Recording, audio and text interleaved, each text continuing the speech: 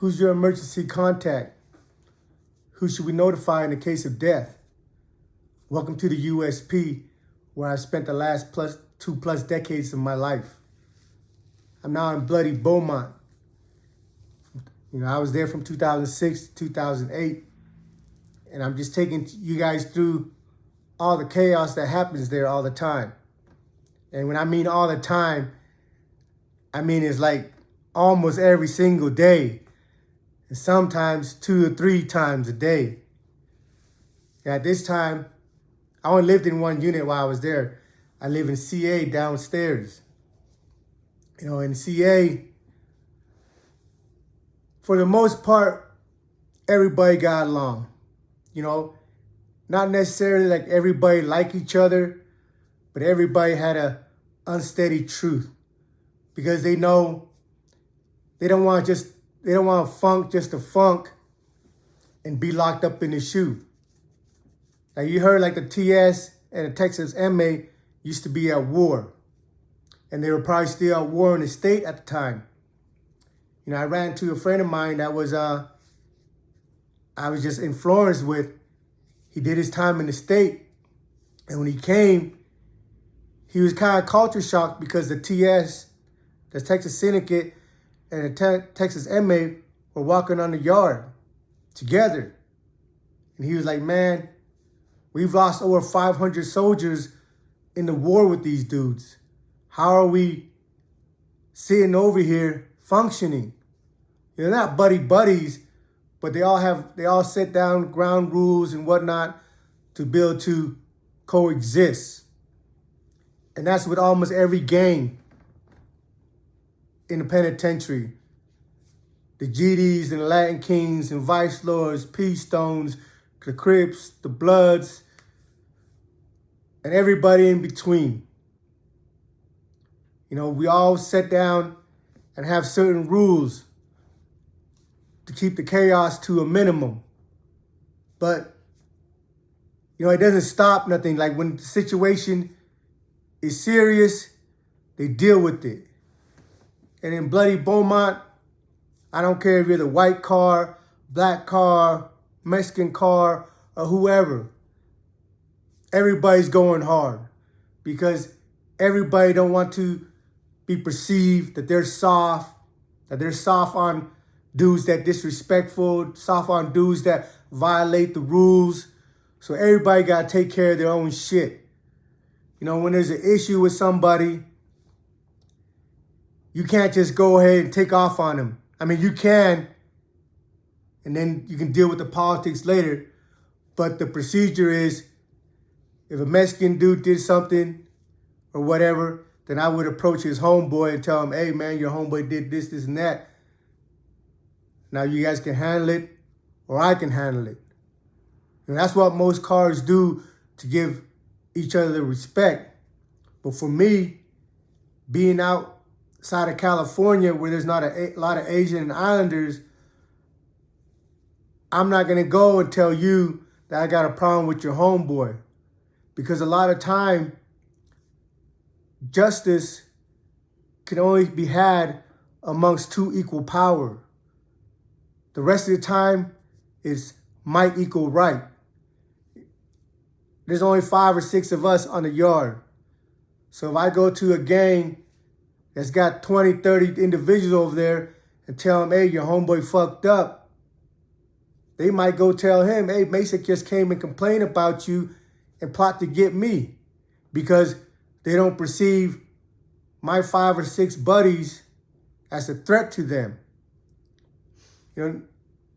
I haven't been in that situation. I'm just giving you an example. In CA where I live, somebody was stealing in our block. And a jailhouse thief is a no-no. You get caught stealing, you're getting chopped up. But there was this TS dude, I forgot his name. He was a little short, pot-belly dude. But he had a reputation, in the prison and amongst his homeboys, that he's one of them dudes that go hard.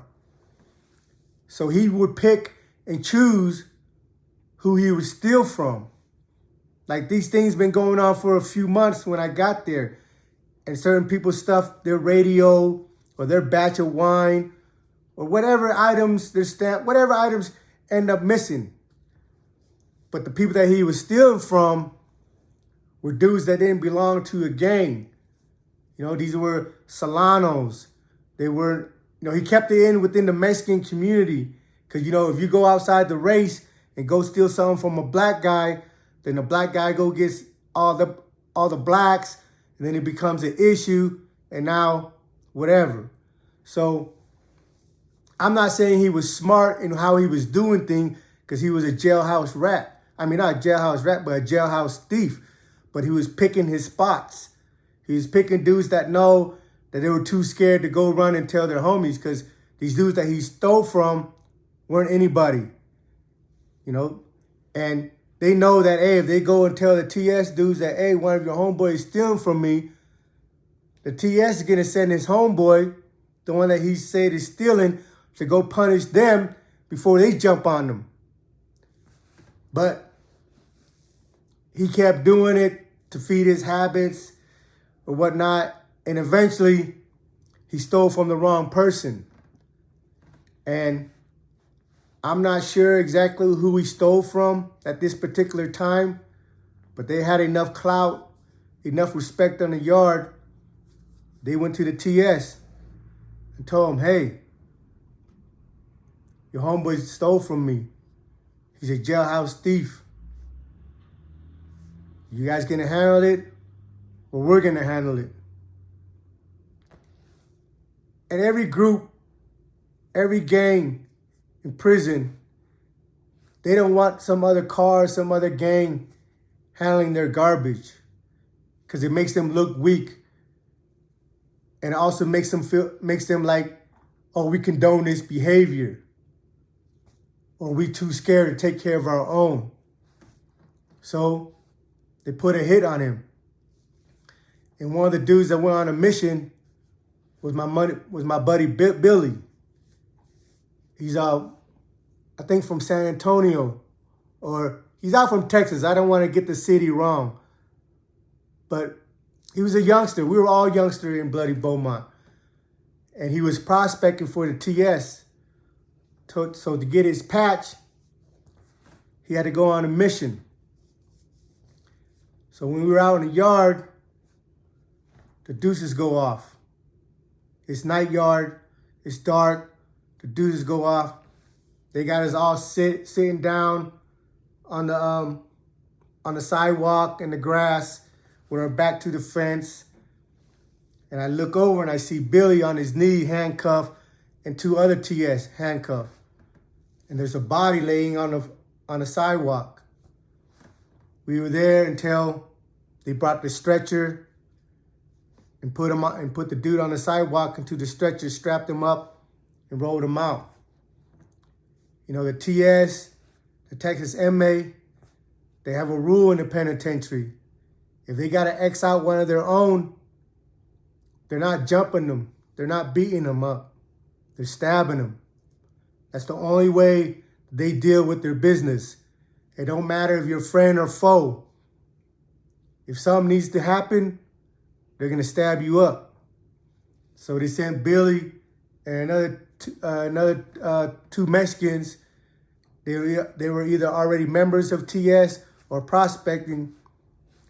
They caught homeboy walking on the walk, coming back from the yard, going to the unit, and butchered him on the walk for stealing. And the reason they do that is to prevent a racial war. Because if he went and stole from a black guy or a white guy, and the whites or the blacks approach the TS telling them, hey, you need to handle this dude. He's a thief. He stole from me. And the TS don't do it, then the black guys and the white guys have to save face. And now it's going to be a big old crash. And a lot of individuals in there, even though you got homies that you're going to ride and die with, sometimes when a situation like this, the thought process, man, I'm willing to ride and die for you, but you are out here doing goofy ass shit, putting my life at risk. You know you're not supposed to steal. So if you're out there stealing, your action is telling me that you don't care about me or the rest of the homies, because you know your action is going to cause a wreck. I tell a lot of people this a lot of time, man. We can make our lips move and make any sound come out of it that we want. But our actions tell us who we are. If you know your action is going to cause drama, it's going to cause a wreck with your homies, why would you continue to do that? If you really love me, if you really respect me and everybody else around you, then you always mind your P's and Q's. So that way when a situation arises, we know you're in the right and we're going to stand there and kill and die with you. But if you're out here running up bills, hoping somebody to come and save you and pay your bills off, if you're out here stealing, disregard to the effect that's going to cause your community, then you're a piece of shit. And we can't waste tears and time on piece of shit. But my homeboy Billy, he was going home in less than a year at the time he butchered this dude. And he made it home. They didn't charge him or nothing. He made it home. But I ran into him again in Florence where I just left. He got put on. He became a member of the Texas Syndicate. And with that comes connections and plugs. He's from Texas. He moved out to Minnesota and was running the biggest dope racket in Minnesota and ended up catching 2 life sentences. He killed 2 people in Minnesota 2 years out and came back. Because, you know, when you sign up for these particular group, it's for life. Like a lot of us, a lot of youngsters out here don't really understand what for life means. For life means until you're in the grave. It's not until, oh, I don't want to do this no more. Oh, I want to change my life now. I'm getting older. I have kids. No, for life means for life. And when you sign up to these different organizations, that's what they demand and that's what they expect. And if you don't understand that or can't comprehend that, then you need to stay the fuck out the way. Because these individuals have given their lives to these causes, to these organizations, to this lifestyle. And they're not going to allow you or anybody else to enter and leave at your convenience. So when Billy left, when he didn't get charged and went home, he was bound by the patch that he had on his arm. But he was all in. You know, he was just a loose cannon anyway. He was just a youngster that was, I don't pretend to understand his thought process, but this is what he wanted. And when he went home, he lived it. And he had everybody in Minnesota terrified of him. And he ended up killing 2 people. And now he's back in Florence. Well, he got shipped out. But when I went to Florence, he was there. 2 life sentences. You know, a lot of people get a chance to come home, but they don't learn from their experience. Not only that, they signed up with something in there that they can't never move away from. And at the end of the day, when you live this lifestyle, there's only 2 places you're going to end up. A little box underneath our feet or a big box with gun towers around it. Welcome to the USP. Thank you for tuning in.